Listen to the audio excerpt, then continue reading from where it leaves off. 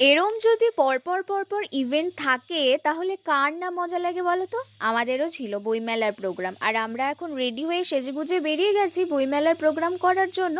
এই যে main gate দিয়ে ঢুকে পড়েছি। এই মেলাটা খুব বেশি বড় হয় না, যেহেতু ডুয়ার্স উৎসবের পাশেই কাজ চলছে, এই জন্য অল্প জায়গা জুড়েই এই বইমেলার উৎসব হয়। এখনো পর্যন্ত বইমেলা সব শুরু তো হয়েছে, প্রায় বেশ কয়েকদিন হয়েও গিয়েছে, আর আমাদের পারফরমেন্সের জন্য সবাই অলরেডি টিমে চলে এসেছে।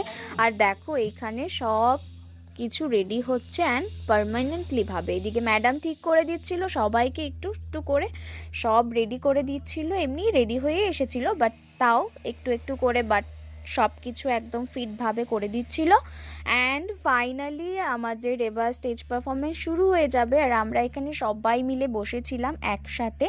কোনো পারফরমেন্স করতে হলে বেশ মজা তো লাগেই, আর তার সঙ্গে আরও অনেক অনেক মজা